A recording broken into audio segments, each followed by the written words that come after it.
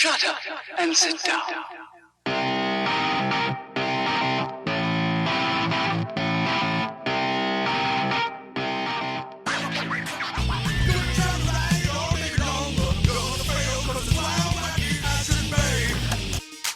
Cycling, pumping, burning, cycling.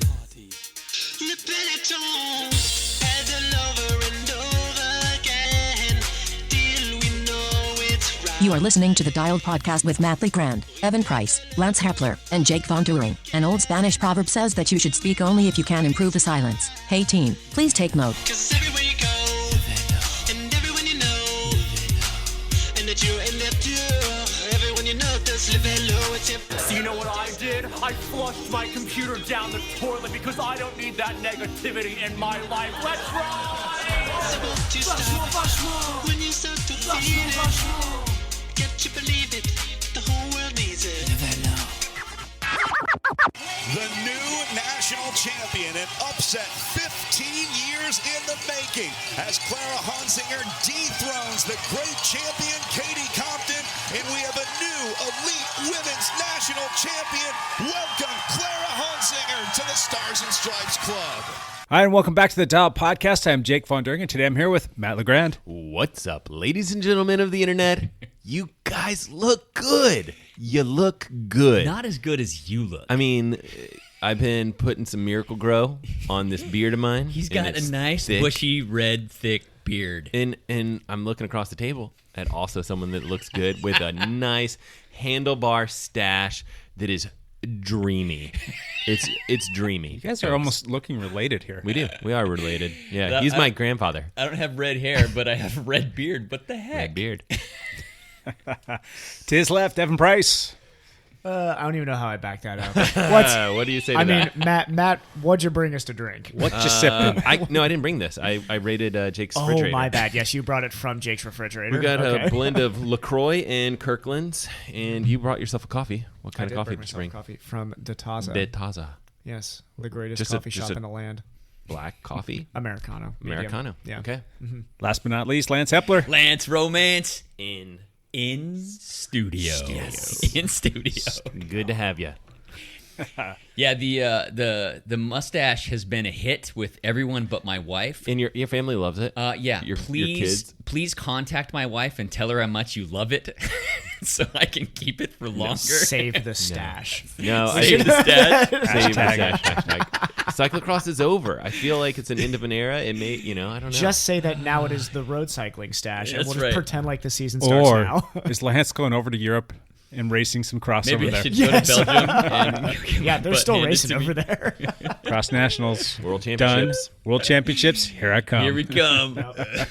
All right, let's backpedal. Matt, you want to start us off? Yes, I'm going to keep mine quick because I really want to hear about Lance Romance and yes. What has he been up to? What has Mostly he been doing in that mystery that mobile? Yeah, so I swam a bunch. I did Pilates with Jake, and I ran with Evan Price, which was absolutely lovely. Excellent. Magical. Yep, that's it. Magical. Moving along. Evan Price. I rode gravel on Saturday with Tonk and our good friend Mike Guyvan on the team. That looked awesome. Oh, it was fun. And their friend named Charlie, who is a Cat 1 cyclocross rider, who showed me how to actually ride on gravel. But so we had a blast. We did a good portion of what is called the King Kong Classic gravel course, but we are going to extend the ride out in the future to do the entire King Kong Classic course. That's a long, where is difficult that? ride. It's in North Portland, Yep. Multnomah County, with all that that west side of Portland. Okay. Yeah. It's going to be a blast because this one that we did was about 70 miles and change with about 7 or 8K of climbing, I think. Very, very hard ride, but awesome. It is. We need to. John Hatfield and the crew did it on Sunday, I believe. We had to do it on Saturday because I had to do our group run Sunday. Yeah. But we need to get just a big dialed gravel crew together just to go and do the entire thing. Yeah. Do the whole King Kong Classic. Sounds It'd be fun. a blast. Dragon Jake with us and Lance. But the mustache still has to be there. That's the only rule, is the mustache must still be there. I'm holding on. Brandy, it has to be there. Okay. We'll do it in the next couple of weeks. It doesn't last all the way through New Year's, but Right on. I'll backpedal real quick. I had no rides outside last week. Oh. Yeah, and that's because I hurt my shoulder again. Womp, womp, womp. Not good times, not What were happy you doing? times. Do you know if it's like really hurt or is it just sore or? It hasn't gotten better in 10 days. What happened? Do you need to go see a doctor? Was this from the Pilates day when it was super sore after? No. It wasn't Pilates. I was moving some stuff around out in the garage. I can't give you like a specific moment. It's not like I picked something up and I'm like, oh, I did something to it. Yeah. I was moving stuff around and it got kind of tight, but I didn't feel like I hurt it. But and I did do a Pilates regimen and it was fine. Mm-hmm. I think I might have slept on it incorrectly or did something to it there because that's the only thing I can think of. And I was to the point where I was like pretty much good to sleep on my left side, which is my bad shoulder. Yeah. Can't do that anymore. It's like I roll over on it and it wakes me up almost instantly. I can't sleep on that. It's not like excruciating, like sharp pain. It's just a really dull ache that just gets progressively worse if I don't get off of it. Are you gonna go back and see your doctor about it? Yeah, I gotta try to get back on his calendar, but it is what it is. That stinks. It does. Yeah, Sorry. it sucks. It's been a year and a half dealing with this crap. So, but it was a rest week for me anyway. So just kind of all easy rides on the trainer minus the team ride that we did. And even on that, I didn't get after it in the hot section like I normally would. So, but yeah, I'm all rested up and getting ready to start my big first block of the winter training off season. I don't know what that term means. What did you say? Rest week? I don't understand. It's a hard concept. Yeah. It's this thing that structured, organized scheduling and training generally does, Lance. Where you don't comprehend that. I can show you. It's I have a rest month, rest year. I'm in a rest year right now. I'll tell you about it. Yeah. But yeah, that's just another boring week. So let's move on to something a little bit more tantalizing, a little bit more fun, if you will. Lance, backpedal for us. Oh my gosh, I had just had the funnest week of my life. Maybe that's a bit of a stretch, but I just You're had like right up there with getting married. right up there with my honeymoon week. Right? I mean, they're both good. They're both good, right? Oh no! I spent the week up at the Cyclocross National Championships near Tacoma, Washington, in Lakewood, and my gosh, it was just like 7 days of just fantastic. It was so fun. There was so many great races. There was the course was fantastic. Seeing all the people race, knowing how many I knew a ton of people racing, hearing people cheer. It was just a riot. So much fun to be up there. I happened to race 2 times. Twice. Yep. I did not race 26 times. I know, man. You must be. This is a What are you doing? What are you doing with all your time? When Saturday rolled around, I was there expecting a you to single-speed jump in race. Saturday I'm like, at some point. single speed race. How many times did you jump on course and go for a ride even though you didn't have a ride going on that day? Every day. Every day? Like even yesterday? Yeah, every day. Well, I saw that just bridge went out and that did you were laps? messing around under with your dog. So yeah, I would take the dog out for a run, and there was a really nice spot next to where the course was, where I could safely run the dog off leash. Or I'm just chasing her on the bike because she's so gosh darn fast. She runs at 20 miles an hour. Right where you had that whatever 5th video or whatever with those weird concrete columns. Yes, that's one that I'm thinking of. Yeah, so that's where they have our by-district race or whatever for cross country, and they actually do the award ceremonies underneath that spot where you were like, I don't know what these things are, but like they do the awards. It's pretty cool because you're on the waterfront and they have these huge concrete pillars. I assume it's an old shipping area. It's an old rock quarry or gravel quarry or something. That's Chambers Bay. They had the U.S. Gulf Open there a couple years ago. Yeah. Really? Yeah, but still, it has to be like shipping on the water plus something like the that. rock quarry or whatever it is, right? So. And I was down there early. There was hardly anybody out there, so I was running the dog around this giant park. Yeah, it was great place. I mean, people walk out there and stuff. You probably have some walkers, but they were probably cool with you having dog off leash. Piper is not interested in people or other dogs. Wants to run. She wants to run and chase birds and squirrels. That's it. So. And if she sees, if I'm riding, she wants to keep up with me or lead me somewhere cool to go. So and there's no squirrels or anything to get after. Nothing out there because it's just like these wide open fields. Yeah, but that's so awesome. You're getting me off track here. The dog is a fun dog. We just backpedal about Piper's week. So Piper has a week. And Piper we has should her own bring in Instagram. Piper's. She does. We should bring in Piper's backpedal each week. What's Piper's Instagram account? It's Piper the Wonder Pup. Okay. Yeah. Find it. Follow it. Follow it. She's hilarious. Anyway, so for me, I raced twice. There was a non-championship race on Tuesday, which was a 50-plus race. So anybody 50 and older could could sign up for this race. It was only a 30-minute race, so I really did it as a practice race. I think everybody was really doing it just as a practice race. It was just to kind of learn the course, do laps at speed, which was, super fun. There were 70 people in the field.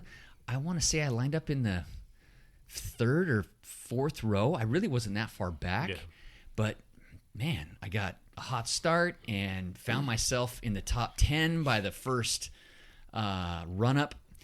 This cyclocross course at Nationals was brutal, mostly for the fact that there was 2 long, difficult run-ups. Right. Very steep, difficult run-ups. And if it was wet, it just got muddy, greasy. You had to have spikes on your shoes to not lose traction. And they're long enough that you would, oh my gosh, you were so gassed by the time you got to the top of every one. There was also 2 very difficult, steep downhills where there were hundreds, I'm not joking, hundreds of crashes over the week. People getting bucked over the handlebars, not having their weight back enough. There was just so many crazy downhills. Did you happen to catch the Instagram post from the guys over at Planet X? Yes. There was like 10 pictures of people flying over the bars in the exact same spot. It was hilarious. And our own Hayden Weirman was one of the people in their picture. If you watch that series, there's one picture of somebody pointing to the banner because there's a blood smear on the course barrier. There's a blood smear. Yeah. That was my finger pointing to the blood. Was it really? He was right across from me, and I'm like, look, there's blood right here. Anyway, yeah. So the downhills were just sketchy. It made it kind of crazy and fun. It made for great spectating.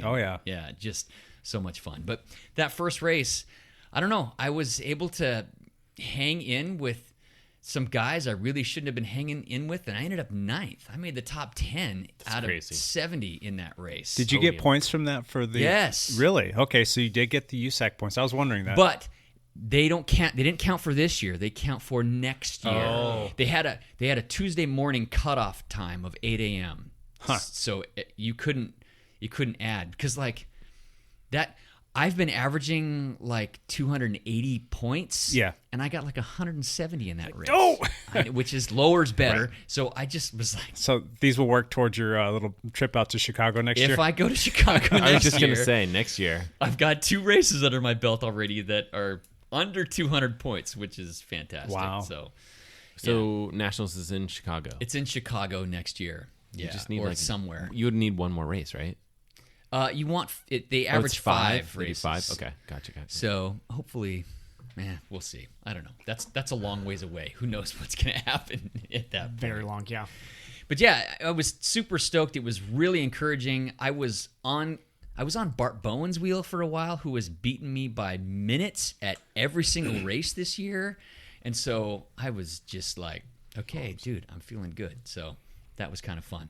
Thursday was my championship race, and it was the 50 to 54 age group.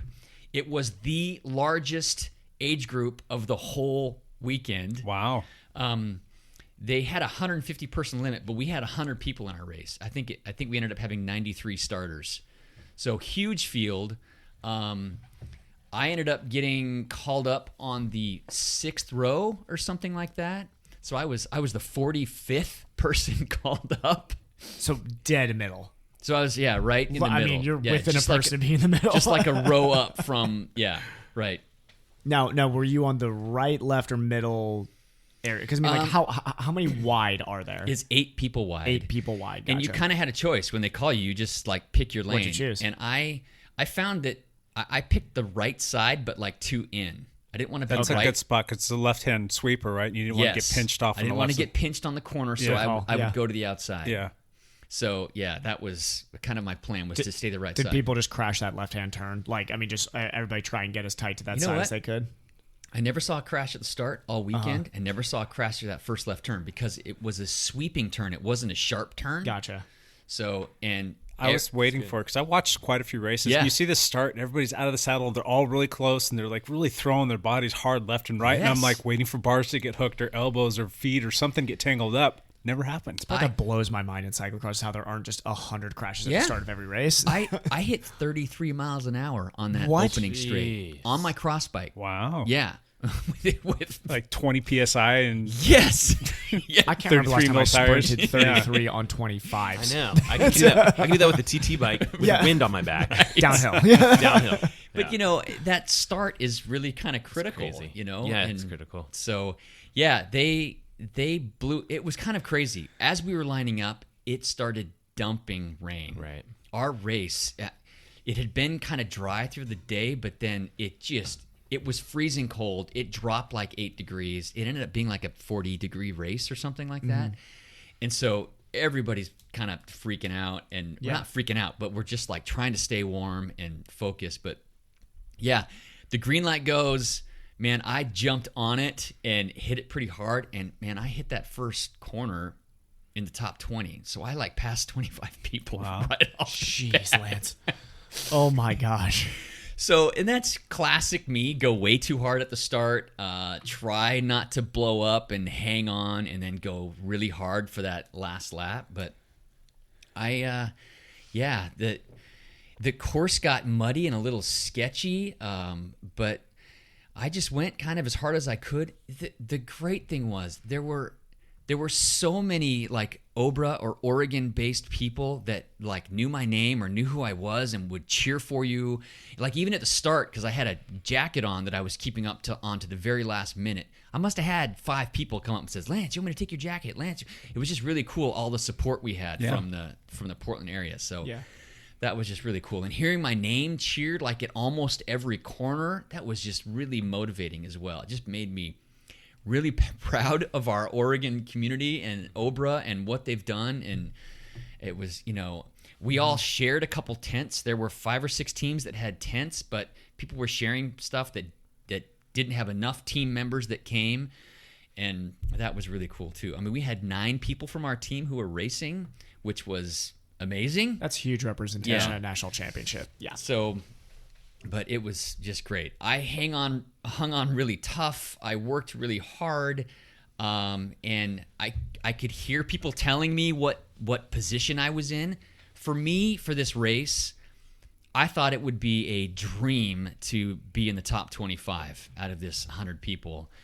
And I kind of figured I'd be somewhere in the 30s or 40s, you know, looking at who was racing and where I was. And if you looked at the race predictors, Cross Results is a website that does race predictors, and it didn't think I would be higher than 30th. And so, you know, comparing all the results you've done, that was kind of a cool little website to kind of check out. But I hung good and ended up 20th. So congratulations, Lance. That's awesome. I was so stoked to make 20th, and I beat a couple guys from Obra that I have not beat all year. Wow. So, which was also unexpected. Those long runs really like spread things out. Yeah. Because they were so hard. I mean, it was like 30-second run on. You know, usually in cross races, you might have like a 5-second run. Yeah. These were like 30-second just slogs. And would you say that you'd thank triathlon and your decathlon history? Oh, heck no. You know how much running I've done this year? Zero. Yes. How many runs has Lance gone on to show on Strava? None. Zero. Were there barriers? I didn't see There any was barriers. not. Yeah, I was Would going to you? say. That's cool. It wasn't barriers because there were those 2 difficult run-ups where you had to get off your bike, and they suspected people would get off the bike. There was a sand section that they suspected people would have to get off, but as it got wet, the sand rutted out, and you could totally ride it. Yeah, you could see some of the fields were having a hell of a time with it, and the other fields rode through it like almost like it wasn't there. Yes. Just because of the way it was packed down or Did rutted. you wipe out on the sand I at any absolutely did wipe out on Is there video evidence of There this? is video evidence of that on my Just curious. Instagram page. Is that you only wipe out? Yeah, that was it. I That's didn't not too crash shabby, any other man. time. Yeah, I came into the sand. I was right on a guy's wheel. He stood up, which is a mistake when you're riding sand. Yeah. You need to keep your weight back. He stood up to try to get some power, and so he kind of stalled, and I ran right into the back of his wheel and just turfed it. Just went straight down. Were you on my side. tasting sand the rest of the race? A little bit, but I think I recovered pretty quickly. I just grabbed my bike, threw it on my shoulder, and ran it out. Just as fast. Yeah. So that was kind of helpful. So too much fun. I had a blast. We had a bunch of teammates that came up just to watch the races. I was just kind of overjoyed with how the whole week went. How did that course compare to some of the other courses that you've done? Well, I haven't done any other courses that had that difficult of a run-up. Okay. And there were 2 of them. Yeah. They were 2 equally difficult run-ups. Would you say that it's a more difficult course overall compared to, I don't know, technical-wise, just the downhills were technical, and that was it. Everything else was pretty good. But the course was laid out fantastic. There was a little bit of everything in that course, and it was a longer course too, if I'm not mistaken. It's a 2-mile course. They're usually like a mile and a half, and this was like a 2-mile course. Yeah. It's a big course. So it didn't really favor a person that was a big runner. It didn't favor a person that was overly technical. Didn't favor the power guy that could get away with like the flatter, more open stuff. It was a little bit of everything. So you kind of had it was a level playing field almost for everybody. Yeah. So they did a great job with that. I got played into my favor a little bit. I could kind of hang with that. And your back? I had no issues with my back. That's great. Yeah, I was going to ask you about that. Yeah, too. 2 weeks ago, I wasn't even sure I was going to be able to race because I was having so much trouble. But everything's calmed down and you're feeling good. Yeah, it is calmed down and feeling good. So I think it might have been the Pilates that set it off. Really? I may just have enough weakness in one certain area that just got drilled while I was doing Pilates with you guys, which I really enjoyed. But it might just be a thing I shouldn't do. Be really careful at Pilates or not do it. Maybe it's something that you need to be doing, and that it's just going to be the dosage. I think getting through it. Just got to ease into it a little bit. I don't think you should work through it. I think you should be very cautious. Yeah, forget that. I'm not doing Pilates. Yeah. I'll convince you at some point. Just think of it this way. Cycling, unfortunately, one direction always. That's right. Specificity, not a lot of variability. Well, here's the thing. I mean, you really, to be a good cyclocross racer, you should do some running work. Yep. You should do some stair work. Definitely some core stability, a lot of strength. And I did none of that this year because I know I had a very bad back episode 2 years ago after doing like a set of stadiums, like trying to get ready for cross. And I realized... I just can't take that pounding. I can do it for short stints in a race. It's just going to be my weakness. Otherwise, I'll be... You just have to dose it right. Because I'm sure Lance's thing is always like, all right, I'm going to do stadium stairs. 400 reps up and down. Here we go. This should be reasonable. That's probably Why does my back hurt now? This makes no sense. I just rode 100 miles yesterday. So it was super fun. I was just super glad to be there. The other just... total blast of the week was I got to work the pit for Hayden Weirman. Oh, cool. And it was on the UCI. It was on the last day where you actually had to have a pit pass and a USAC license to be able to be in the pit. But me and his dad, Chris, we pitted for Hayden. And that was really cool to be in the pit on a UCI day and see how that all works. Yeah. Yeah. So it was just a fantastic time. Awesome. So, anything else? I could tell like 10 more stories, but they'll come out probably as time goes along. Just save one for each Monday. We'll just keep on a rehash because as we get through December and January, we're gonna have a real lack of race reports. Personally, that's true. One thing I noticed was I went to Velo News as we were getting started for the podcast, and I noticed that there's a Dialed cycling jersey on the front cover of Velo News. Yeah, very cool. I think Dialed has now made it. It's probably a first time for Dialed. Yeah, maybe. Who knows? I don't know. Who knows? But it's one of the Westerfield. Spring Westerfield. Yeah, she's climbing some mud. Yeah, that was on the second run up, and there's a guy on a funny exercise bike right next to her banging on the cymbal. Probably cheering her on. Probably cheering. Probably not heckle. He wouldn't heckle her. No. But we'll maybe we can post that to social media or something like that. Sure. Jake's already got it. Oh, it's already been done. It's been posted. Yeah, well, it's on our team group, but I'll put it out to the world. If it's still there in a couple days, that'd be great. If not, I'll just put a screenshot. One of the funnest races to spectate was the men's cyclocross or the men's single speed race. Oh yeah, because single speeders they're more fun. A little bit different breed. They're a lot more fun than you guys are. They are. They know how to have a good time. And that was the only field of the whole week that actually filled. There were 150 racers in it. They actually had a waiting list. Single speed? What is this? Yeah. So, because it's an open field and anybody can be in it. And this is true. If that race is in like Texas, there's no way that field fills up. Out in the Pacific Northwest, it was just so crazy fun and just like with 150 people on some of those downhills, there was just mayhem and crashes and endos and laughing, and it was just a riot. It was a ton of fun to be watching all that stuff. So sweet. Leadout news. Want to do some leadout news? I sense a theme. Do you have results? Flavor Bailey here. Yeah, please. I think there was a race this weekend. So to cover the elite races at Cyclocross Nationals, in the men's field, Stephen Hyde is the 3-time reigning national champion. Absolute beast. He's had a bit of a rougher year with some injuries and some things, but he came into it pretty strong and pretty fit. But he was beat by Gage Hecht and by Curtis White. So Gage is the young kid, isn't he? Gage is 22 years old. Yeah, he's 22. I've been tracking that kid for a while. Yeah. Actually, that kid's something special. Yeah, super strong. He's been good for a long time. Yes, too. he has. He decided not to race the U23 race and just skip to the elites.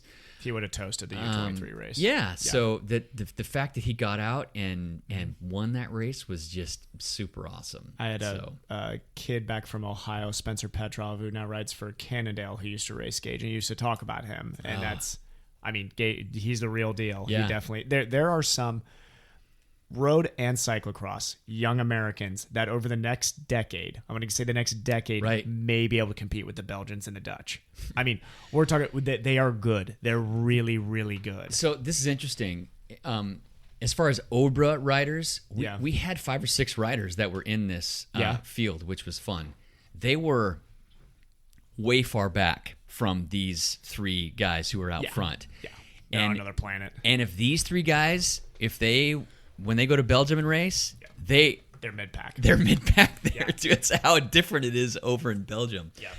But give them a couple years to develop. Right. Yeah. Interesting story in the men's race. Gage Hecht was leading. Kerry Werner was right on his wheel. Gage misjudged a mud rut and went off course. I don't know if they showed that. They did. He went right into the tape. He went right through the red course tape, and he went right through the red course tape again to get back on. But he ended up. Is that a penalty? No, if you didn't gain advantage by doing that. But he went back through the course tape, and a piece of the tape was trailing behind him, and Kerry Werner got wrapped up in it, and ended up going down and lost like 30 seconds. Oh no! So, which was a bit of a bummer, but that was kind of the deciding spot of the whole race when that happened. Oh, and that Kerry, sucks. I want to say he ended up 4th, I think. But just off the podium.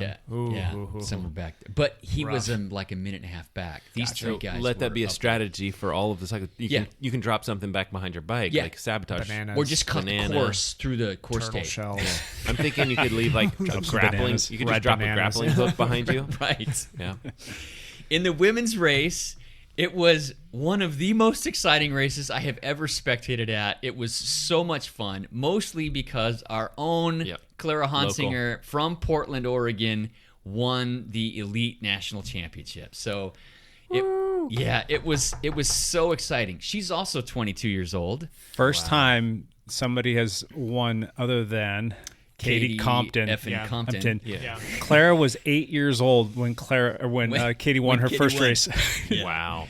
And Katie ended up 3rd. Yeah. Second was Rebecca Faringer.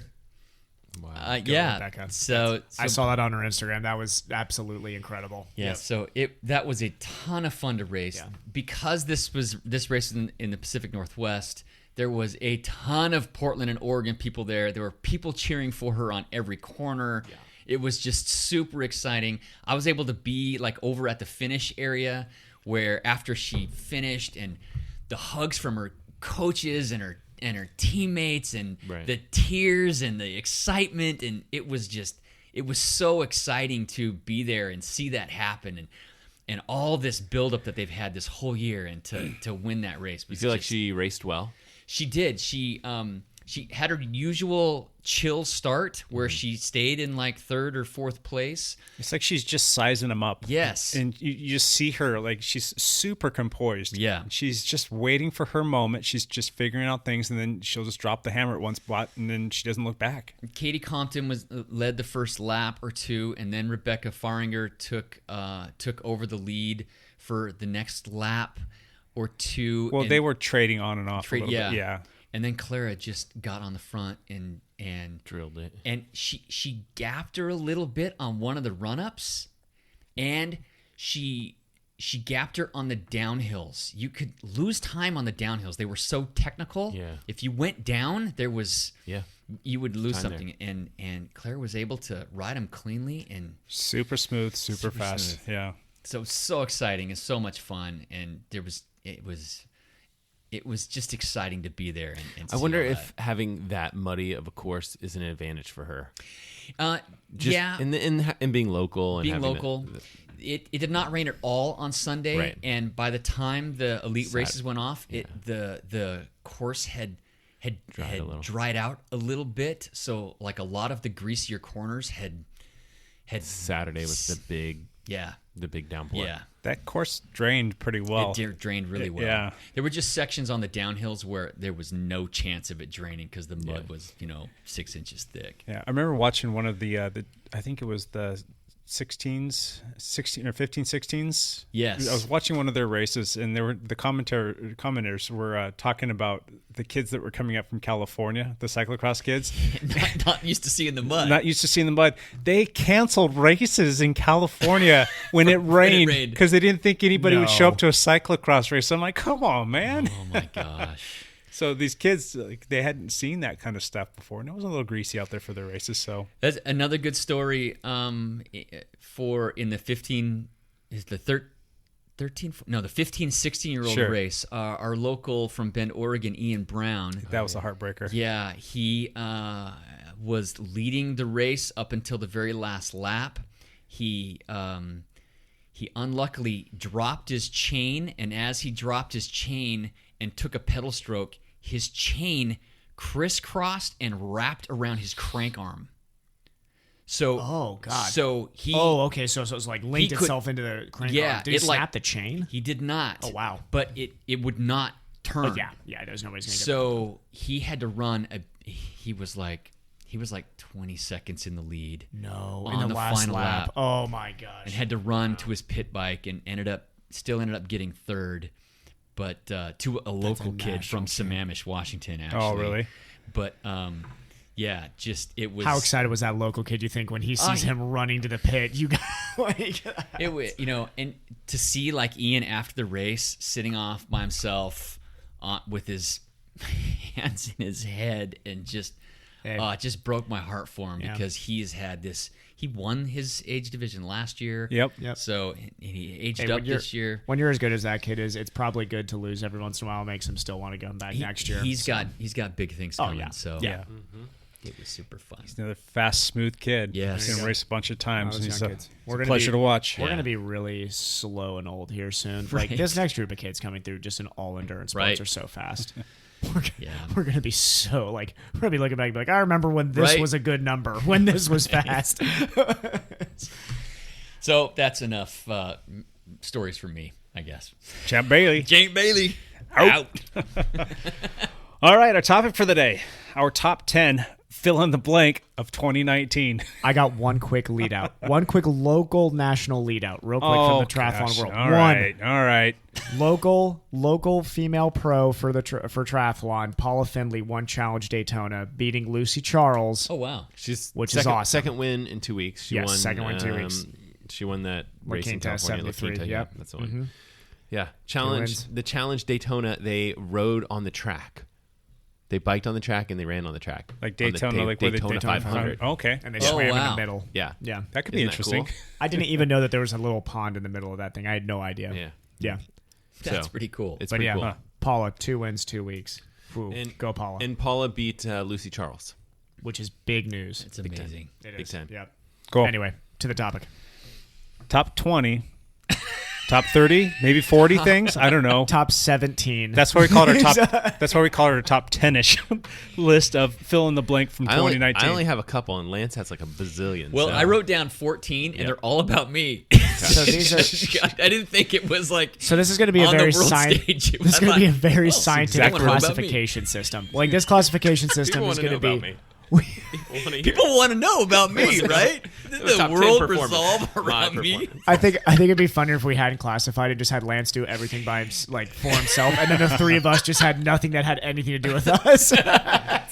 What if our top 10s were about Lance's performance too? I like this plan. Remember that time that Lance podium?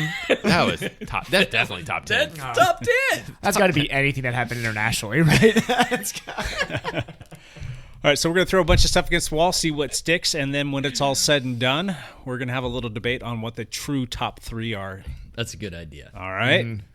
Since Lance has got 50 things to go through, let's let him start so we can knock a few of them off. Yeah. Okay, the first thing I'm going to talk about are the top rides that I felt like I did this last year. Okay. Because there's That's cool. That's cool. There's like 4 of them, but there's like 3 that like really stand out. Things that I just thought were fantastic, and this might be helpful for people who are thinking about going to places to ride. Sure. Yep. One of my top ones was riding in Big Sur, California. Yep. That was a recommendation from you guys before I took a trip. Wind on your back. I had wind on my back that day. whole Yep. day, and it was gorgeous, and the coastline was amazing, and the riding is great, and I just completely enjoyed that day riding in Big Sur, California. And you were there just days before the Amgen, or not days, but weeks before the like a tour week van. before, and I went faster than the whole tour did. Because those guys were slacking. Because they're slackers, and I'm freaking Lance. Yeah, exactly. Because you average for that 4-hour ride, what, 370 watts, something like I that? only rode like 2 hours or 2 hours. something. Yeah. But I had wind at my back, and they had the wind in their face, and so So we're going to come back. Minor details. Are we going to come back around and you're going to give us other ride places, or do you want to just knock all of them out right now since okay. you've got about 50 things on there? So the second ride, I'll just knock them all out right There now. you go. Nothing better be in Florida. Florida did Alabama. not make my list. Thank Alabama. God. Thank God Alabama was on it. Alabama, Mississippi did not make my list. Sorry. Another great ride I did was a place called Kohala Mountain Road. And it is actually on the Big Island of Hawaii. Yes. It is beyond Javi. If you are a triathlete listening to this and know that Javi is Everybody the should know about turnaround Javi. point Yes. of the Ironman. So if you go beyond Javi, there is this loop road with like 2,000 feet of climbing that gets up above Javi in that whole North Kohala coast. It was gorgeous. Why did they not send the race up that climb? Why'd they never That would decide make to it. do that? That would make it more interesting. That would make it so much cooler. It's too far. Yeah, it's too far. Javi's 56 miles away, so I have to turn around there. 70 miles there. Just extend the bike leg. Yeah, it doesn't have to be 100, 150 112. Yeah. But all these people go to Hawaii and ride on the Queen K because that is where the course is. There is so much better riding on the Big Island of Hawaii. Yeah. And that was one of them. So Did you drive out That's there a big and one then- because if I ever go I out did, there, yeah. I'm going to look at your Strava and I'm going to find that ride. Yeah. So I didn't drive to Javi. I went like 5 miles before that, like Kauai. Yep. You know where Kauai is one of the turns Yep. in the course. I went to Kauai and I left from there. And there was this big loop that went up to Javi and then up the top of this mountain and then looped all the way And back down. you had done your research on Strava. Yeah. Okay. I found some guys who did some loops on Strava and like, oh, this looks cool. And then it ended up just being Strava's insane. incredible. Awesome. So yeah. nice. Let me guess. Lake Tahoe. Ooh, Is that on your list? Does it make it? I was going to guess Idaho. Something in Idaho. Well, was gonna as make far the as list. gravel, Idaho, Absolutely, that right? whole I'm Sawtooth copying off your Mountain Idaho range, rides coming up here. Yeah, they were phenomenal. Riding through on the Galena Trail north Yep. of Sun Valley, Idaho is just an I'm stealing incredible, all of your Strava Sun incredible Valley place to ride. My favorite mountain bike ride, this year by far, was Flume Trail. Flume Trail. Yeah, above Lake Tahoe. Now, what about, does Yam Hill make this list? I know that was a rough ride for you. Yam Hill does not make it. Well, I missed it. Yeah. I just rode the last 30 My miles. bad. But I did the whole part. loop with the course organizers like 2 months before. We were right. I remember that. Prepping, so I have ridden it. No, another great ride was riding through Joshua Tree National Park. Hitchhiking and bumming rides with people from Kentucky. Right. That's right. That's right. I double flatted and couldn't fix it, and somebody put my ride in the. Yeah, I had to get in this car, and they put the bike in the trunk. There was like a velvet painting in the trunk. Were you thinking like these people are going to kill me? I'm for sure going to die now. I thought I've lived a good life. Yeah, good time. They just open it up. There's a body bag back there. This is a good time to go. You're like, just put your bike next to that body bag. Yeah, I'm like, the paint thinner back there. Okay. But just being that gorgeous and being out there and the landscape is just unique. Joshua Tree was my number one ride, I think, for 2018. Yeah. Yep. Doing the team ride through there was pretty spectacular. Just had a great time. So that was cool. Good. That is awesome. Evan. I have nothing that's going to top that. Like, not even close. Because all those rides are not just the rides that I want to do in 2020. Well, you don't have to talk about rides. It's fill in the blank, man. It's anything. Now we're going outside of our little bubble at this table. We're going to go internationally. All right. Okay. I think I'm going to make a hard argument that the number one on this list of moments in 2019 has to be Eliud Kipchoge running under 2 hours in the marathon. I agree. A close one. I disagree also, completely. In that same conversation, cycling podcast. In that cycling, where we talk about running and swimming. In that same conversation, the women's marathon record getting shattered this last year by 80 seconds. The next day by Bridget Kosgei. In some ways, I think 2:14. I think it's almost. I don't know if it's more incredible. They are on the same level. They're equal. For sure. And she's so young too. I think she was 24, 25. Yeah. Very young. Incredible. There's my first one. The next one is Jan Frodeno breaking the Kona record this year. That was on my list too. Yeah. Not a fast day. This was not a fast day. That's why I think it was interesting. Is because the year before when Patrick broke the record, it was like everyone did well. Everyone was fast. It was a tailwind. It was a fast day. And then it was like, well, this record's going to stand for a while. It made it 1 year. Yeah. And Frodeno was just on and fire. He shattered it. Went out there and just... Yeah. He's just fit. Yep. That may be the fittest race. That might be the best race performance we're going to see in triathlon for a long time. I say that now. Probably next year he'll go out there and beat it. But we don't know. Yeah. It'll be interesting to see. I don't know. But yeah. Those are my two big ones. And then my third one is cycling. Bernal winning a pretty crazy tour. Now, the reason that the cycling can't be the number one on this list is because the tour is going to go down in history as one of the coolest things that's ever happened in the Tour de France. But, I mean, literally part of it got canceled. Like, there was a mudslide across the road that canceled part of the race. Like, that was my top moment in 2019 was you have this race going, they're screaming down this mountain, weather seems fine, and the cars are pulling up next to the cyclists, and they're like, stop, time out, like, we're stopping. And the people are like, screw that, I'm not stopping. This is a race. And not only that, but like we're in a break, there's like breakaways, and like this is it. Like we are going all out. Like someone tells you to stop. You're just like Geraint Thomas is like refusing to stop at one point. I think who else was it? Alaphilippe had said he was like, I wasn't going to stop until they actually took me pull you off. Like it literally made me pull over. It was basically. such a weird thing because there's so much confusion in the middle of that middle or end of that race or whatever it was. But this is why I love cycling. There's no other sporting events in the world that have that much chaos in them. Like the Tour de France has been influenced by like spectators knocking guys off their bike, landslides. I mean, there's so many things that affect that race that's what makes it so special. Just so special. Now, would it have been nice if they had like an alternate route that they could have gone to at that time? Absolutely. But you got to put that down as one of the craziest moments of 2019. Of just since the turn of the century, really. Yeah. I don't know. I mean, I was thinking about that. I was like, okay, well, this is, in my opinion, my vote for craziest moment in cycling of 2019. Mm-hmm. But I think back to, was it the year before or the year before that? I'm not sure. When Chris Froome was running and he left his bike. Oh, God, I completely forgot about that. And I was just like, that is even crazier. Crazy. through that crowd. Richie Port just runs right into the back of the motorbike, and Froome just starts running. They just start chaos. Do I stand here and wait? No, I'm running. I'm gonna run. Yeah. Also showing that he would have made a terrible triathlete. Running for him was absolutely awful. I was looking at him. I was like, yeah, he could be a good runner. Like I was thinking the opposite. I was like, he could be all right. He's like running with this like cleats on. True. That was a special moment for sure in history, and I hope that he comes back and does well from injury. He had hit a bike crash, if you guys aren't familiar with that. Little one. TT bike, got away from him. Yes. Those Matt, TT you got bikes some are stuff for dangerous. us? Top stuff for 2019? Evan kind of messed up everything I had there. Thanks, all Evan. your running ones. How about the Dialed Cycling team winning Cross Crusades? That was huge. I mean, it's international level. Internationally huge. It's cool because it was close. Yes, and it came down to the last race. The team had to pull together to be like, "Hey, we need to race to do this."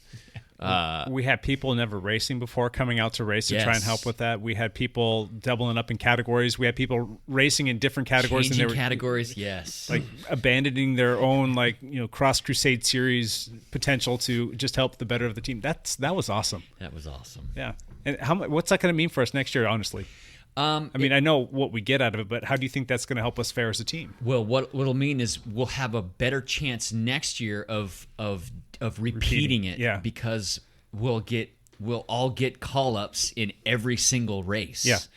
So, and we'll be even more diverse next year with more categories covered, with stronger riders, because everybody's really getting after it. I mean, I've got so many people on the team already reaching out to me talking about like how much they want to train this off season, getting ready for their state road, whatever, and mountain bike and all this stuff. But a lot of people are telling me that they want to get really ready for cross, and a lot of people that have never done it before, so it's going to be interesting. Yeah, Matt and I are ready to dedicate our entire summer. If you think about me with a cyclocross bike, really, I can put any bike together. I really think if me and Matt were to jump in here, it would be guaranteed upgrading to Cat 2 within a season. Isn't my enthusiasm infectious? It is so much fun I out am there. going to jump into a couple races. You gotta do as long as I'm not dead at the end of the triathlon. Thinking season, about I'm going trying to it, but with a unicycle.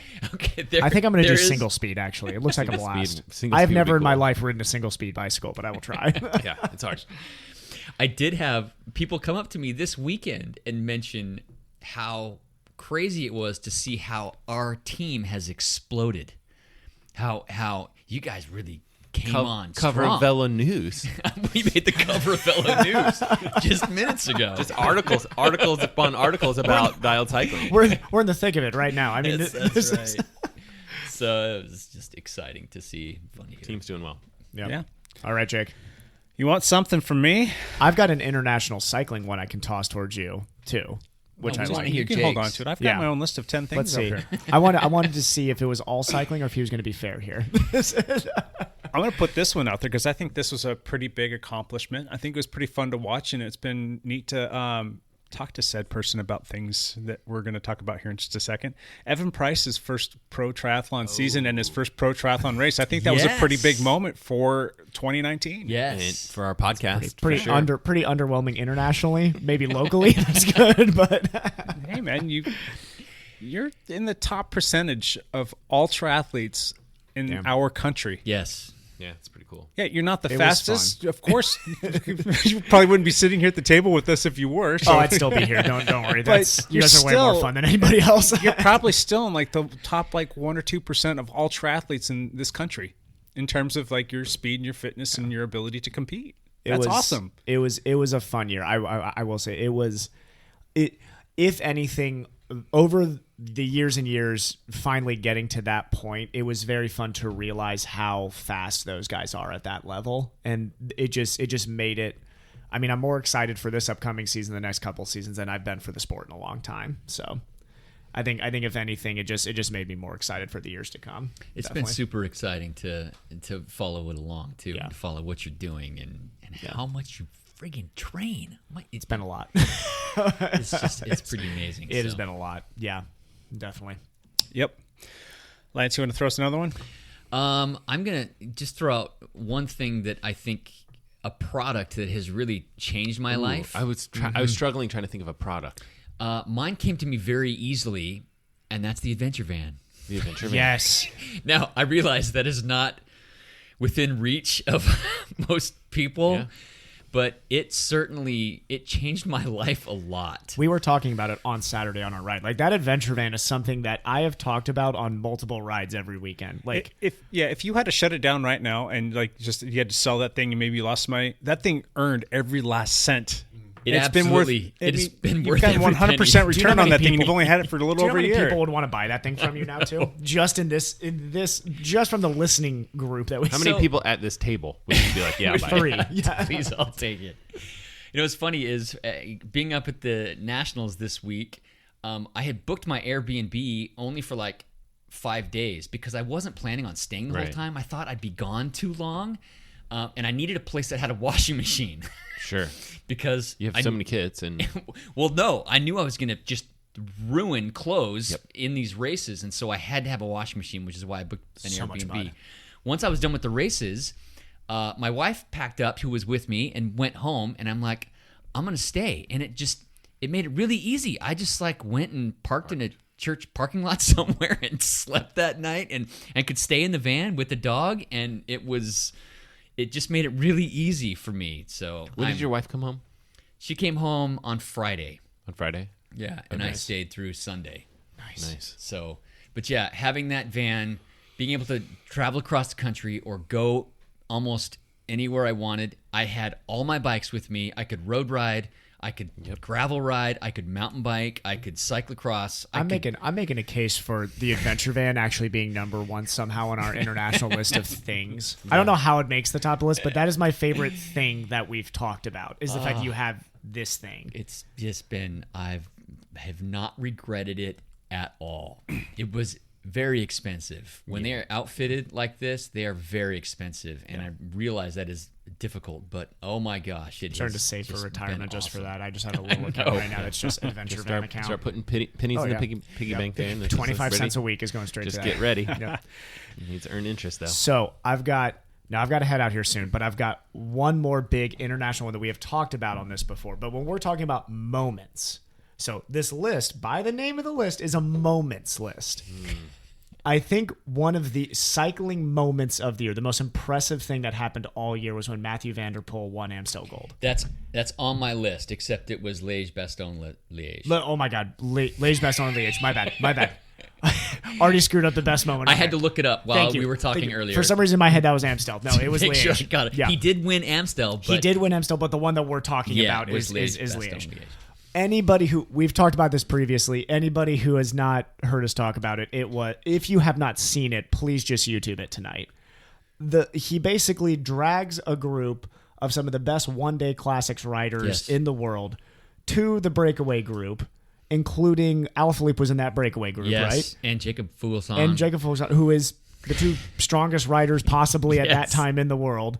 He doesn't only drag the group back to them, he decides to drag the group back to them, swing out, and just blow straight by them to win the race. They caught them with like 400 meters to go or something like after that. having drugged them for 10K, basically. Yes. He was the only one on the front that Nobody entire time. went around. They were all hanging on his wheel thinking, okay, they're going to pull us up there. When is he going to flick the elbow so I can come through? Right. He never flicked the elbow. Never once. Nobody could go around him. Yeah. They catch the leaders, and instead of sitting up, he freaking pours it on. Yes. What? That is so moments-wise, inhuman. That is the moment of 2019. I'll maybe Eliud Kipchoge's race and Jan Frodeno's race and Bridget Koski's race are close, but what he did in that, he did in that moment, that last 10K. I mean, Lance Armstrong said it best on his podcast. He said that's the most amazing thing I've ever seen on a bicycle. It was unbelievable to see what he did there. Yeah, especially knowing who was around that. Right. It's not like he was just doing this on like stage 16 when guys are like, oh, I don't want to burn my matches. That's a one-day race. Guys are ready to go all out. Right. That was everybody's best effort, and his effort was 30% better than everybody else's. Yeah, that's unbelievable. That's my number one moment, actually. Do you want to rifle through anything else you have on your list, or was that it? Products for me? Sure. New time trial bike. Ooh. The BMC Time Machine. That's a sweet bike. Yes. It is an awesome bike. Yep. Number 2 product of the year? Yeah. I know everybody here can guess it. It's the Crux. Yeah, that should be your number Bob, one. Bob's crux that he has graciously sold to me for well below what it was worth. The nicest. My person of the year in 2019 is Bob for giving me my happiness over the last 3 months. Yeah. This bicycle has been the reason I love cycling again right now. I was muddy beyond belief like you, Lance, on Saturday and could not have been happier. Yeah. It's just the bike has made me absolutely fall in love with cycling. Tongue hanging out, panting, just happy boy. Wants to chase that tennis Can't ball stop again. Smiling. Yep. Cannot stop smiling. He's a good boy. I was literally swallowing dirt on Saturday, and I was fine with it. Nice. Anything else? No, I think I'm good. I gotta head out here, guys. Enjoy. All right. Yep. Your meeting, my friend. Oh yes. Sad to lose you. That's okay. I'll be back next Monday. So Thanks, Evan. Yep. Matt, you got anything else on your list? I've got another person/moment we could talk about. Peter Sagan. Yes. I mean, I feel like we shouldn't go through all of these and not even mention his name. I think he won his 7th green jersey. Is that correct? Yeah. So that's great. Whatever. Yeah. I feel like, that's not big for him. He's just gonna win. Okay. Right. Who's gonna win next year? He's going to win. Peter Sagan. I mean, things happen. He'll sometimes get kicked out of the tour when he's not supposed to get kicked out of the tour. Correct. Other than that, he's going to win. Right. So that's great, but I don't consider that a top moment of 2019. But when he was racing, I think it was Paris-Roubaix, and he was tightening the stem of his bike while racing over the cobbles. Did you guys see this? Do you guys remember this moment? I don't recall that. No. Just YouTube it, and you're gonna be watching it, and you're gonna be like, that's it gives you those. It gives you those needle feels on your where you're like, you kind of don't feel sick. You don't feel good when you're watching that. Yeah. You're just like, that is scary stuff. He is just a good cyclist. A little bit. Gary got some skills. Kind of creeps me out. You guys have probably seen a number of his races where he's basically biked over someone that crashes in front of him and somehow stays up. That happened at Paris-Roubaix the year before. Somebody crashed right in front of him, and he freaking bunny hopped him. He went and just how did that happen? Yeah, right. And it was just remember instinct. they were on the inside of the on the dirt next to the cobbles. Yes. And someone went down the person in front of him slipped right down. You slide sideways basically when that happens, and he just sailed over the top of him. Yeah. I wonder if he could race cyclocross at some point because he's mountain biked. Has he raced cyclocross? He ever? has raced cyclocross. He did as a junior when he and was as younger? a teen, I believe. Yeah, he was racing cross and mountain bikes before he ever went to the road. Yeah. It'd be interesting to see him come back to cyclocross at some point. Sick. Unbelievable what that man can do. Yep. Yeah. Anyway. Interesting. Wait, he wheelied on a time trial bike in the Tour de France. Yes, he did. Oh, that's a moment. That is a moment. That's a 2019 moment. All right, sorry, that just hit me. Yeah. I've got one here. Our bikes for kids. Yes. 20 bikes for kids or 20 plus bikes for kids, less fortunate kids. Just that whole process was fun, going out and doing the Ugly Sweater Ride last year and then building all the bikes with the friends and, kind of just getting people excited about helping kids out. That was all fun. But the actual day that we got to deliver those bikes, I'll never forget that. That feeling I had inside. That I'm getting goosebumps thinking about it. It warms your heart and it puts a smile on your face and almost brings a tear to your eye watching these kids just light up at the notion of they're getting a new bike. And then when they actually got the bikes in their hands, they're the world was, open for them. They could go anywhere. They could do everything. There's the sense of freedom for them. That was pretty awesome. That day, the kid that I got, normally we would get assigned a kid to show him the bike and show him the stuff. And here's how you do. Well, the kid I got had never ridden a bike before. Yeah. Yeah. That was cool. So I spent the next half an hour trying to walk him around. And here's how you do it, and this is what you do, and let's practice. And that's a cool experience. That was really cool because you probably got to do that with your own kids, but to do it again is but my own kids, I'm gonna scream and yell at them and curse and swear, but not with some good little kid from somewhere else. Yeah. So yeah. Damn it, Bobby! You're not listening to me. Listen to me. Look at me in the eye. Now listen to me. No, I didn't have to do that with this kid from the Boys and Girls Club. Oh, I'll throw out a couple more real quick. Yamhill Gravel Grinder, I think, was my favorite ride / race of the year. That was pretty spectacular. Granted, I didn't get to do a lot of crazy stuff, but in terms of just sheer beauty, quality riding, venue, it was well put together. The whole thing. I mean, I can't wait to do that ride again this year. As a matter of fact, I was building my Training Peaks calendar, and it was telling me to put events on there, and the first event that my mind went straight to is Yamhill. So I'm like, that was like the first thing that I plugged in, so I know exactly how many weeks and days are until that race. It's an April race, right? April 18th, and it's like a 60-mile. Correct. 60-mile. Yeah, I thought for some race. reason in the back of my head it was 70, but it's 60 miles. Yeah. Okay. There was that, and then my product of the year for me, SRAM Access. 12 speed. That's a nice component. Incredible. I love that stuff so much. It's I think that's probably, in my opinion, that's the product of the year right there. I agree. I just bought a brand new bike. Yep. Did you get another cross bike? I got another cross so bike. Now the old bike goes to the pit bike, and yeah. And I bought the same. I had a giant cross bike before, and so I bought the brand new model of that. The same model Giant, but the brand new 2021. Yeah. And it came with Axis 1x12 speed. 1x12. Yeah. Red. And it is fantastic. It made it, because I already have it on my road bike, except I don't have 1x12. I have 1x11. But because I already had it on my road, it was just like second nature. Your road bike is 1x11 or 2x11? 2x11, sorry. Yeah. Okay. So, But, having that on the cross bike, it just made it. You felt like you're at home. Super nice. Yes. Yeah. I'm like, okay, this is nice. I don't have to think as much. Yep. It's just simple. So, Yeah. Product of the year, though. That's good. I agree. All right, let's throw a few more. One of my other top moments personally, and I talked about this a couple weeks ago, I think, was at the local Redline Crit, where I was able to lead a teammate out. For the win. That's for right. Chris Surratt. We were racing in the Cat 3 race, I think it was. Or I don't remember which race we did, but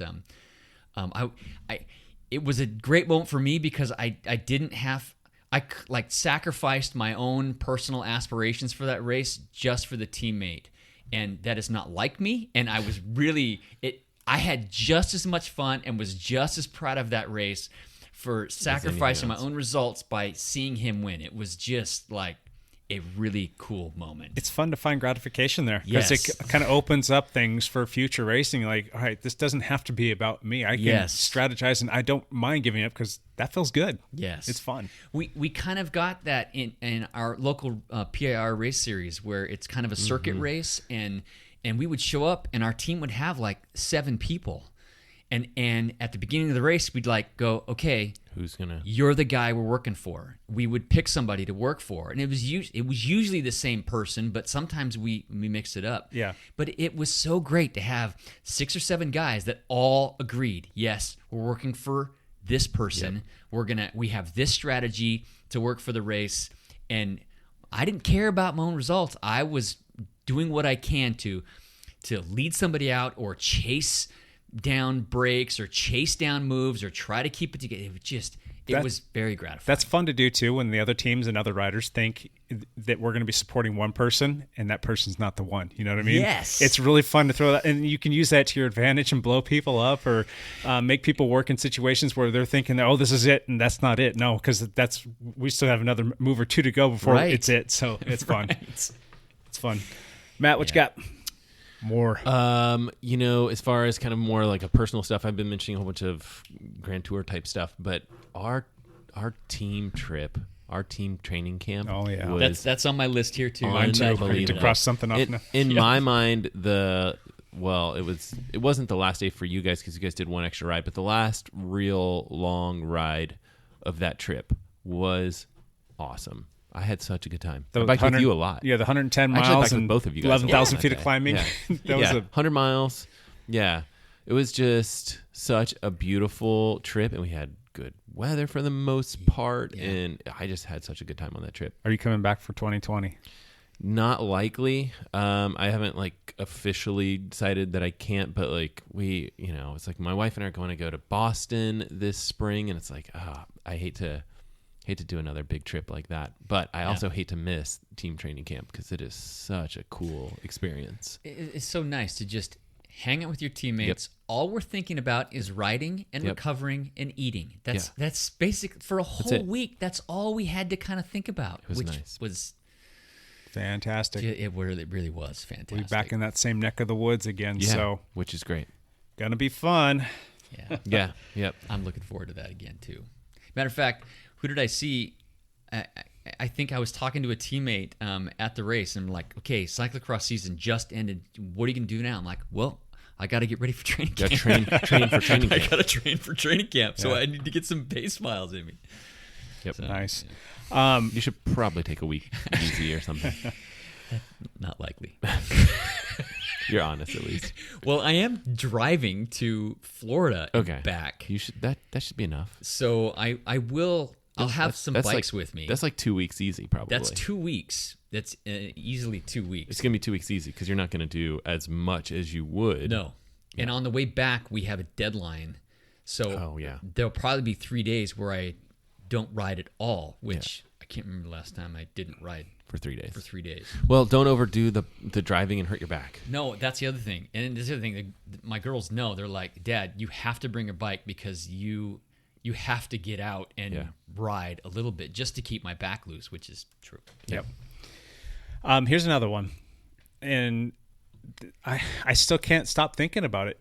Yesterday, Clara winning her race, that was special. I mean, if you think about the gravity of that, how smooth and how fast she was and how well she rode and how composed she was and that smile on her face at the finish. But then you think about who she unseated in order to get that win. And it's not like Katie laid down for her. I mean, they were speculating that, maybe she was dealing with allergies or maybe she was having just an off day. But, that's freaking Katie effing Compton. She's Katie effing Compton. Yeah. She's 40. Yeah. How do you compete with a 22-year-old? How did she do that last year? Yeah. How did she win last year? That is amazing. Yeah. That she's 39 years old. She's an amazing human being. Yes. Right? I mean, yes. That's just, she's ridiculous. And the Katie effing Compton thing is funny because she registered her name with USAC as Katie F.N. Compton as her middle initials. So that when the announcer, when you see her results up on the thing, it says Katie F.N. Compton. That's pretty classic. Well, her team, too, is KFC Racing, so that's kind of funny as well. But Clara, my hat goes off to her. That is such an accomplishment, and she's such a seems like just a genuine good person. I can't wait to someday meet her. I haven't had a chance to do that yet. We've got mutual friends and whatnot, so maybe we'll connect at some point in time. Maybe I'll have to play the Oprah board member thing as a card to go, just go shake her hand and wish her well. But that was a special moment. I'm really proud of her, and congratulations. I got to give her a high five and pat her on the back. Sweet. And say congrats. So there you go. That was really cool. Cool. What else you got, Lance? The other thing that I had on here was, for me personally, that I was able to win the Trophy Cup Series and the Blind 8 Series, both those weekly series cyclocross races for the 50-plus age group. I had a blast. I realized I was racing way too much, and it affected my weekend races, but But you were having fun. I don't know that I would trade it. I was having a blast. Yeah. So that was kind of fun and exciting. I don't know what I'm going to do next year, so good time. Probably the same thing, knowing you, and more. Yeah. Matt, I'm out. Fresh out, huh? Yep. You got anything left? Yeah, I've got a few. I'll run through them quickly. Portland Short Track. I think the whole series was a blast. I was kind of bummed. I had to miss a week in there because it was gone, and then I missed the very last race of the season because I tried to cut my hand off. Yeah, that's right. But I still managed to come back after missing the whole season prior because my shoulder was able to kind of hold up, and I got second place for the series, which was kind of neat. So that was a fun series. That was super awesome. Danny Weichel, who won that series, he actually came up to me on Saturday and said, Lance, I loved racing with you and Jake this year. It was so much fun. I'm really looking forward to next year. It's really cool that we're all in the same community. He was really he's a good guy. Really cool about it. He's yeah. a super cool guy. The competitive side of me keeps saying, "I'm gonna come get that guy. I'm gonna get you, dude." Right. So, but yeah, that should be fun to race against him. Hopefully, I can get my shoulder in check. I gotta stop talking about my shoulder. I'm so tired of this stupid thing. Well, it's like front of mind, man. It's front of mind because it has affected you this year a lot. On the front page of my daily newspaper for a year and a half now, and it sucks. I'm really tired of it. It's like always people come up like, not how you doing, Jake, it's how's your shoulder. So I was like, constant reminders. But another one real quick. We won the team bar again. The best all-around team in all of the state of Oregon and Southern Washington. Yes. We are the number one team. They are still missing a ton of points. We scored over 11,000 points once they get it all tallied up. Isn't that pretty awesome? That's pretty amazing. Second place had 2,500. 2,500. Yeah. So yeah, like no gravel races, like all these Bridge City Cross. None of those points are in there. Nope. There's a bunch of races that short we're track, missing. the whole Short series. track Like there's 2 months of series points that we're supposed to get there for the team. And there's a bunch of things that aren't in there. I wish I knew somebody at Ober that could help us out with getting this whole thing sorted out, but I should probably be quiet so I don't get in trouble. But yeah, that was another spectacular. So we're going to be the two-time champions back to back, and we'll queue up for another. Next year looks good. Three-peat, yeah. We'll get another trophy for the trophy rack. Oh wait. Yeah. Yep. Is that the bar point? Oh wait, that one. Okay, the bar competition. It's the Crystal Obra bar competition one. Gotcha. Yeah. I should actually win one of those personally as well. We'll put it up. We need to year. put it up there though. We should put it on our trophy shelf. Lance, you got some more? The only other race I wanted to mention this year was the Oregon Trail Gravel Grinder and how cool of an experience that was. It was the hardest race series that I did this year by far. It was 5 days of racing and camping and just beautiful scenery and great food and well organized and just gorgeous and very, very difficult. I was shattered every day and still had to turn around and line up the very next day. You've got to finish those rides, and you've got to tell yourself, don't even think about tomorrow. Just think about food and sleep, and then worry about tomorrow, right? I mean, that's right. Yeah. The last day was a very difficult stage, and I woke up that morning and went, no way. There's no way I'm going to go. Brandy, let's just go home because I am done. Yeah. But what did I do? I rolled up to the start line, and I thought, okay, let's just start this. And, within a half an hour of being on the, riding, I was full gas for 4 hours again. Yeah. So I performed way better than I. It's amazing what your body can do. Yes. It just was like, okay, this is the norm. This is the norm now. We've got to go for 4 hours here. Sure. And that race was pretty amazing. I have actually already signed up again for next year, even though I told myself I was not doing it again. Your season has been very weird in that you do everything. I don't know what to do next year. You do these 4 or 5 hour rides or stage rides where you just have these things, and then you do cyclocross, which is 45 minutes. 45 minutes of like all out. Full gas. Which is kind of like, I feel like cyclocross thing is like your main gig, kind of, but then you go do all this other stuff. Adventure rides in your adventure van. You're very confused. I'm very confused. Well, even like you're bike sexual. You're yes, supposed to buy. That's true. You can't figure out which one. You'll ride any bike. Well, like on Training Peaks or on Trainer Road, I want to fill out my calendar, and they're like, okay, what are your A races for the year? And I'm like, oh my gosh, there's an A race every 2 weeks from March to December. That's dumb. Yeah, you can't peak all year long. I'm going to feel it. I don't know. Ballpark, how many races did you do this year? Oh, you did a lot. I did 65 races. 65 races? I did 60. That's so not insane. ballpark. Wow. That's insane. That's the number.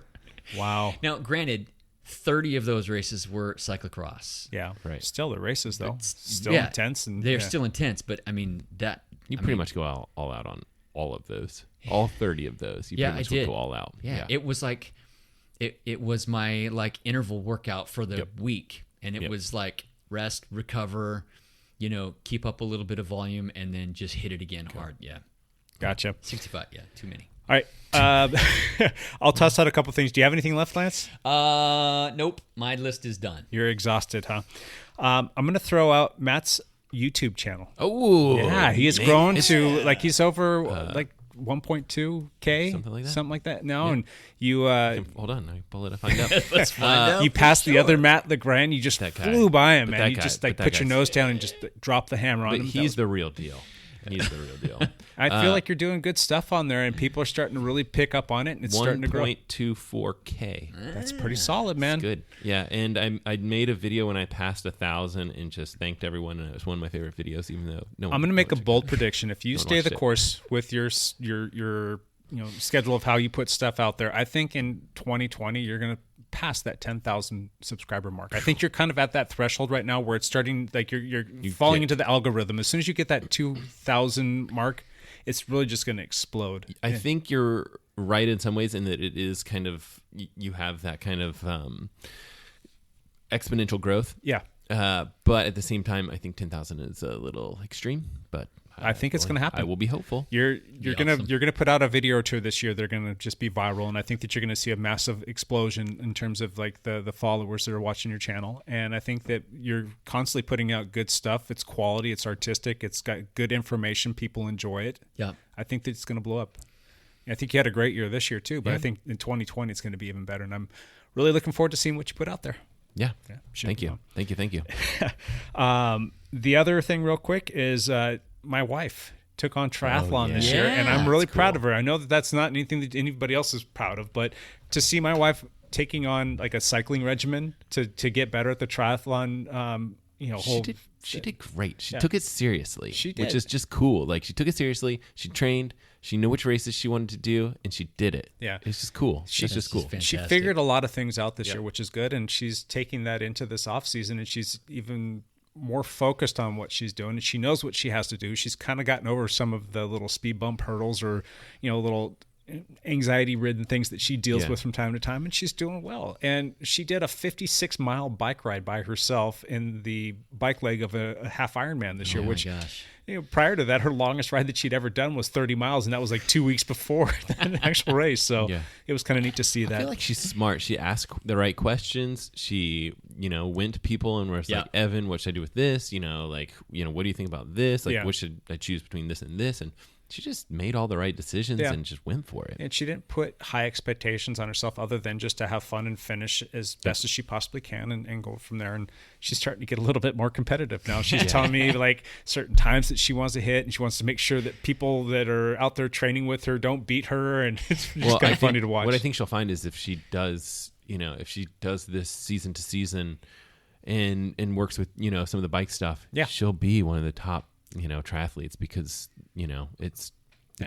it's not the same level of competitiveness as like women's running, which is where she comes from, her background, right? And so she might find that she's quite competitive at triathlon, which is really nice. It's fun. She's still even semi-new to the running world too. I mean, she's just started running with this like fun running group. In the past 5 or 6 years, she did it before we moved here to Camas. And was just out there more for the social component and just to stay healthy and whatnot. And then she's been getting more and more serious with that over the course of time. So like a lot of her endurance endeavors have been somewhat new in the past couple of years. So it's fun to watch her grow. And she's definitely starting to show good positive growth, which is fun. My last thing, if we can get through these next 2 weeks, the entire 2019 list of podcasts that we've put out, every single one of them had a different cycling related song in the intro without duplication. I thought, this ought to be fun. We'll see if we can make this last for 10 or 12 episodes.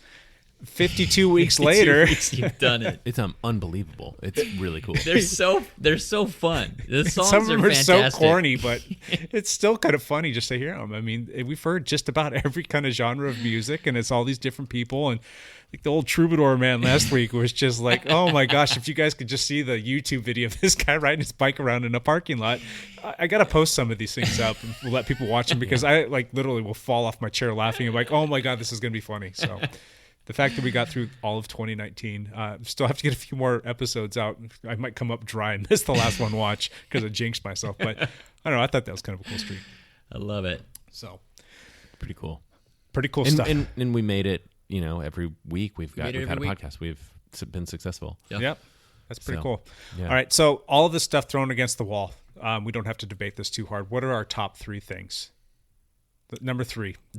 Clara winning the national championship. That might be number 1 for me to see that. That was fantastic. Okay. I'm going to go on the record with you and say that I think that deserves to definitely be in the top 3, if not the top 1. How about you, Matt? Well, I mean, it's hard not to look at the fact that we had a human break 2 hours in the marathon, but I know that this is a cycling podcast. I'll stand with you on that because it didn't carry any weight with me up until we started to talk about it. And then I started to think about, like, wait a second, how does that compute out? And what are his times that he was averaging per mile? I don't know, 4:37 or 4:35. And I started thinking to myself, I'm like, I couldn't even keep up with him for 1 mile. No. Not a quarter mile. You couldn't keep up with him for a quarter mile. Not 200 meters. You probably couldn't keep up with him. Yeah, it's ridiculous. I could keep up with him for 200 meters. Maybe not. Go try. It's not that easy.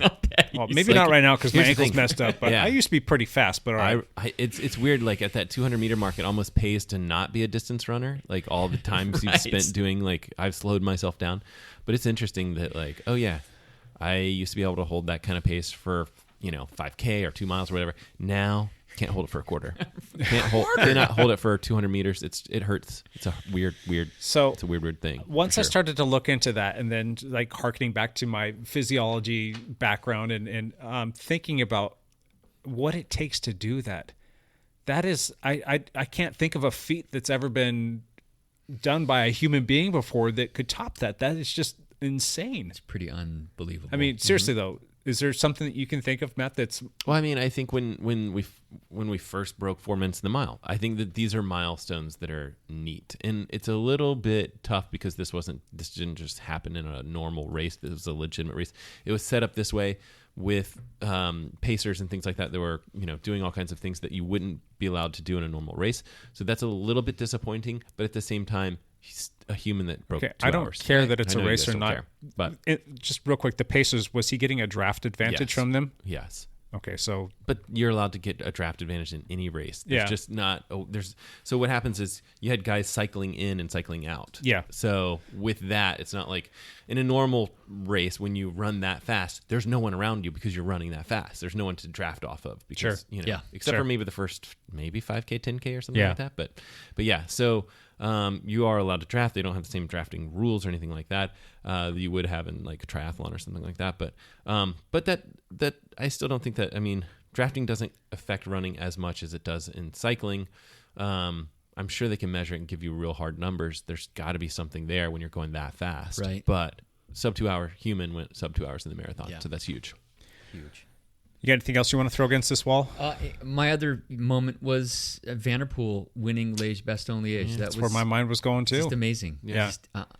We haven't seen something like that in decades. So. And that was, if you think about it, that was really an individual effort. Yeah. It wasn't his team that caused him to have that victory. That was him just being him and being again a superhuman. His team may have allowed him to have that much left in the tank near the end of that, but still to have that much left in that tank.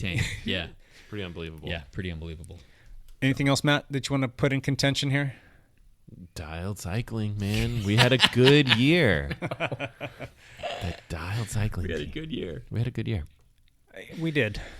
I think top of the list. Yeah, it's going to be another great 2020, but I'll put that as an honorable mention. Honorable mention. So I'm going to say those 3 things that you guys tossed out there, I'm in 100% agreement with those. Okay. Yeah. So let's rank them. 3rd most impressive thing out of that list. Go. I'm going to say Vanderpool. Okay. Vanderpool. Sure.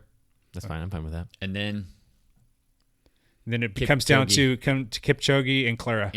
Clara Hansinger.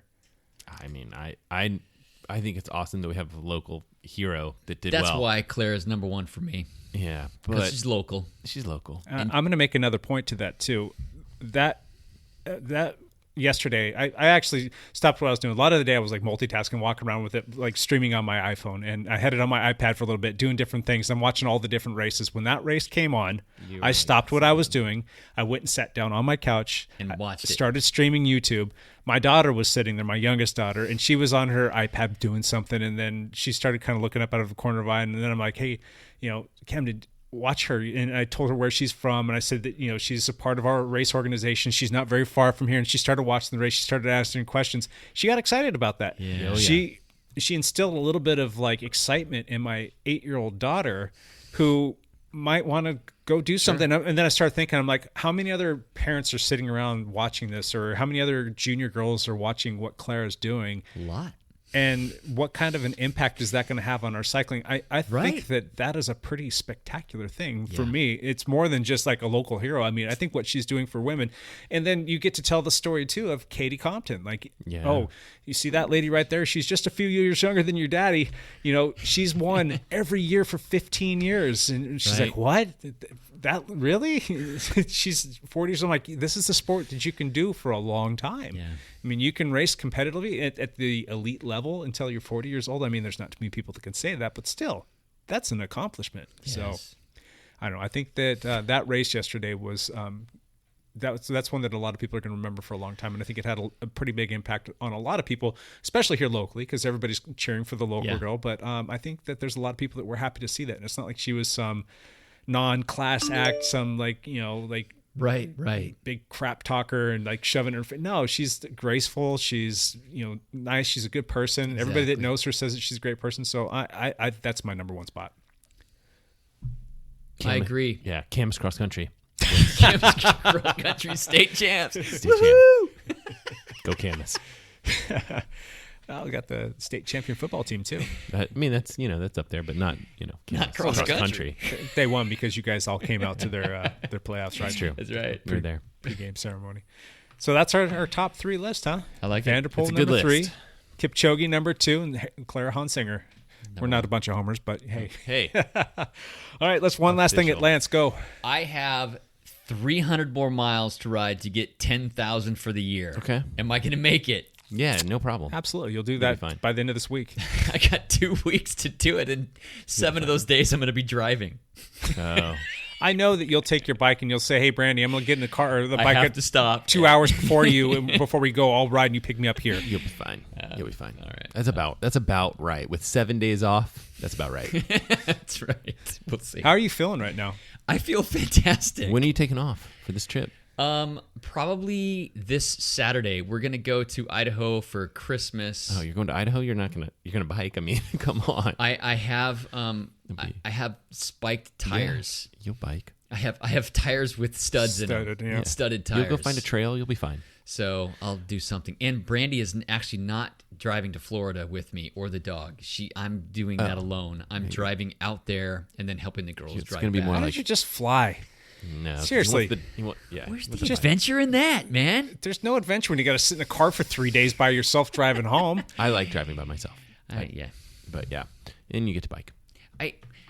We had to take a bunch of my daughter's stuff that is going straight back to school from Florida, and so I'm hauling that out there for her so she can go right back. All right, and you get to bring your bikes, and I get to bring my bikes. Yep. All right, Matt. One last thing. This week, I think I'm going to fire these up tomorrow. I'm going to post 3 videos, one for swimming, one for biking, one for running, with gift ideas. A lot of kind of small stuff like stocking stuffers type things.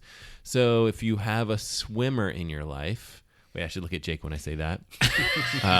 You can buy, something for swimming. You probably don't have a cyclist in your life, but if you have a runner in your life, you can watch that video and you can get ideas or whatever it is. So it's 4 gift ideas for each sport, 12 gifts total. For Christmas, blah, blah, blah. 12 days of Christmas. There, yeah, something like that. And so there'll be 3 videos this week if I can get my butt in gear and get them produced. Have you started on these at all? Yes. Okay, sort of. Good. I mean, I've got one kind of done. I got to do the biking one. And it just takes time to get these things out and the way I want them to look and stuff. Yeah. It takes time. That's how you're going to get to that 10,000 followers. Yeah, I actually think that you just have to put out a lot of videos. I don't think you have to be that good, but that's a rant for another day. Gotcha. My one last thing is we are still going to run the Bikes for Kids thing. Yep. I've kind of posted that up a few times and have been busy over the last week, so I haven't really made too many mentions of it just personally or on social media in general. But that's going to be a program that it's not just for Christmas. We're actually doing this probably through the entire month of January. We'll be fundraising. Excellent. So we're going to try and raise $10,000. That is our goal. And we used to do this so that we could deliver the bikes at Christmas time, but it just doesn't make sense because the kids will get these great bikes for Christmas and then they get to sit there and stare at them because usually the weather's pretty crappy. Yep. So we're like, all right, well, maybe if we just take a little bit more time, raise a little bit more money, and maybe try and deliver these bikes closer to, say, springtime when you can ride outside and enjoy times a little bit more, that would make more sense. So we're going to continue fundraising through this month and through next month. We'll put up that link for the GoFundMe if anybody out there would like to contribute, even if it's just $5. If we get enough people to give us $5, we'll easily hit that $10,000 mark. I mean, let's just challenge everybody to give at least $5. So we've got that. And then I actually spoke with Cannondale on the phone this week. Cannondale is going to up the ante for this next go around and give us an even better discount on said bikes, which means our money's going to go even that much further. Oh, that's fantastic. And so everybody knows every dollar raised goes right back into buying bikes. It's not going to pay anybody, or there's nothing that we're taking out of this. Every dollar earned donated is given to this program to buy bikes and helmets. Everybody helping is volunteering their time. Exactly. Yep. So we've got a lot of people getting on board with that. It's gaining a lot of momentum. So it's going to be a lot of fun to see it through yet again this year. Nice. So, excited about that. All right. Anything else, guys? That's it. All right. Well, it was another good. Fun little episode. What episode is this? 95? 95, yeah. Oh, and we are making some good progress with the guys over there at Hopworks Urban Brewery to do a possible live broadcast. Our favorite brewery is Hopworks Urban Brewery. So you guys definitely, if you're in this area, check it out. Yep. And in particular, come check it out for our 100th episode. If we can put it together, we're going to try and do a live show. Yep. I am actually speaking with them on the phone in about an hour and 15 minutes. It's going to be loud and echoey in there. The quality is going to be questionable, but it is going to be a good time. But it will be live. It'll be fun. So we will... that'll be an interesting thing. We'll keep you posted on that, and that'll be sometime in January of 2020. Everybody, thank you for listening. We will see you next week. Bye for now.